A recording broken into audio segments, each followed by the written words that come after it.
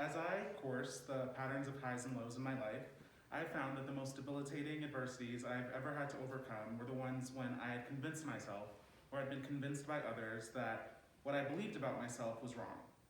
That the things I hold on to tightest in the most sacred spaces of my heart, my passions, my identities, what I want to be, what I want my future to be, what I believe I can offer the world, were all necessarily incongruent, and that I would never be able to find or create harmony within myself. And to be frank, since childhood, I've grown accustomed to the reception of others' judgment and preconceived notions. For my blackness, my queerness, my faith, my size, my voice, my personality, all as they exist together or apart from one another. One example that stands out in my mind is from my freshman year of undergrad. As a part of our mandatory freshman orientation icebreakers, I and the kids that lived on my floor were tasked with creating door tags with our Patronus, accompanied by an adjective that described us. For example, there was one kid who was an upside-down jellyfish because he literally never had his life together. He haphazardly conjured a wonky-looking infinity symbol encircled by what I assume was his interpretive rendition of a toilet bowl. Another student, a characteristically mellow Texas native, was a sun-kissed sun bear, laid up under a beach umbrella with sunglasses and substance in hand. I was a fashion-forward polar bear. And being a diligent freshman I took an hour out of an afternoon one day to design my door tag. I drew it by hand and I colored it all myself, and I was so proud. My polar bear, practically alive, sat up on his sheet of paper, adorned with a colorful and fashion-forward polka dot bow tie that Dr. Stephen J. Scheinman himself would have envied. I taped it to my door and left it there, complete, to be unbothered, to be unmoved, perfect as it was. My tag hung from my door for weeks in all its glamour and pizzazz, until one day I came back to my room to find my tag had been defaced. Scribbled all over: fag, faggot, homo, gaylord, crude drawings of penises. My unsolicited and anonymous collaborator had an artistic vision for my polar bear that was less than pristine. Up until that point in my life, my sexuality had never been a topic of conversation with anyone. Not with my roommate, not with my RA, not with any of the friends I had at the time. My sexuality wasn't even something I fully understood for myself. And what had been done to my door tag certainly wasn't going to facilitate that conversation with anyone. Should I remove my tag, I thought? This image that I had worked so hard on and identified so closely with? Wouldn't that just be admitting to the shame? A public confession that what my artist collaborator believed about me and about people like me was true. Wouldn't it have been more resilient of me to leave it up and endure the embarrassment? The odd thing about shame is admitting to being ashamed, and the effort it takes to rectify or remove one's shame somehow sometimes feels more shameful than the shame itself. And the shame stifled me from action, so I left it there. Newly complete, unbothered, unmoved, for days, and then for weeks. I admittedly didn't have a close relationship with the people I lived with, so no one said anything to me about it. Not one single person. Not even my RA, who literally lived directly across the hall from me. Our door was the first thing he saw anytime he left his room. And I told no one. I didn't tell my family, I didn't report the incident, I didn't talk to any of my friends about it. I shriveled myself up. If I couldn't live as myself in the world, then I would live alone within myself. And then one day, I came back to my room and my tag was gone. Someone had taken it down and done something with it, thrown it away, I assume, maybe commissioned it for what it should have been worth. No one confessed to taking it down. Not one of the 40 other kids that lived on my floor said a word to me about it.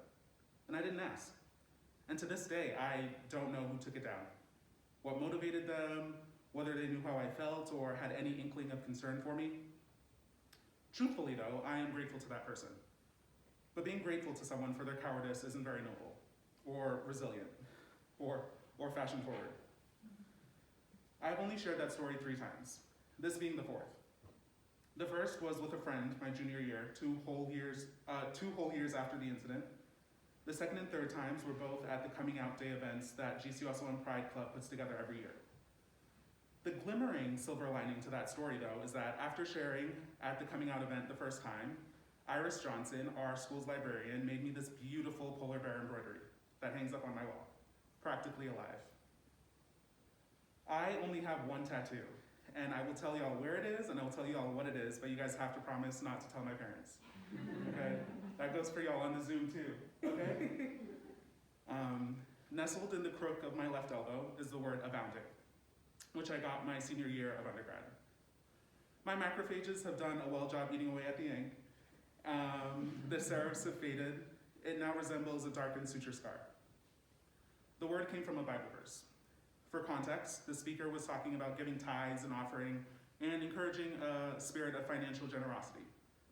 But his sentiment is met with some doubtfulness from the listeners. How can I give if what I have isn't enough? What effective change can I make in the world?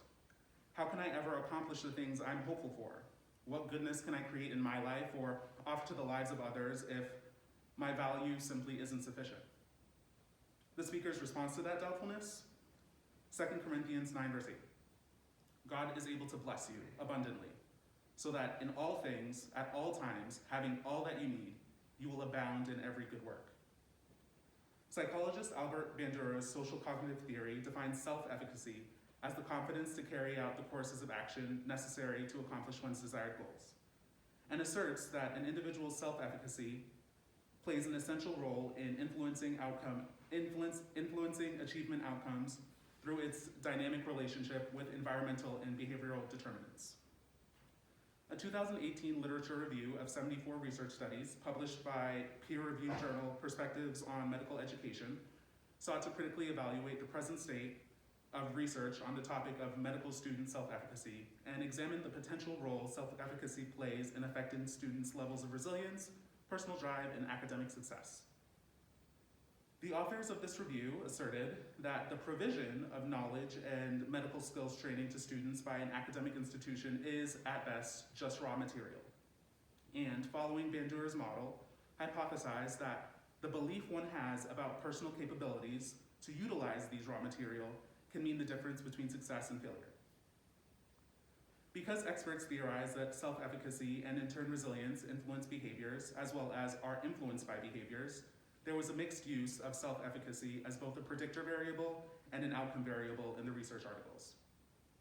Although the review was able to determine that the quantity of self-efficacy research in medical education has increased steadily, it found that almost half of the self-efficacy experimental measures demonstrated conceptual flaws and were incongruent with guidelines proposed by social cognitive theory experts. Some of the apparent incongruencies in measuring or conceptualizing student resilience and self-efficacy included lack of future-oriented perspectives in the studies, a failure to adequately assess the variety of external challenges students may face, failure to accurately measure the breadth of education that medical schools provided relative to the reported levels of student self-efficacy, and the overall fullness of students' self-efficacy as it relates to other non-academic components of their lives. Well, I can say I've come from being an insecure, disquieted freshman in college to a slightly less insecure and slightly less disquieted freshman in med school. Truthfully, I, much like some of these researchers and social theorists, can't say I can identify how or when exactly I've been resilient, or what resiliency looks like in my life. But I'm here. And the word abounding reminds me that at all times, whether in seasons of prosperity, and especially in seasons of tribulation, who I am is everything that I am. And what I have is everything that I need. In fact, it's more than I need. And I believe this, simply and deeply. My strengths and my insecurities, my knowledge, my experiences, my past and my future, my hopes and my dreams, my blackness, my queerness, my fashion forwardness, my resilience, all make up my tapestry, are my raw material. And not only am I sufficient, but I am more than enough. I am exceedingly and abundantly enough.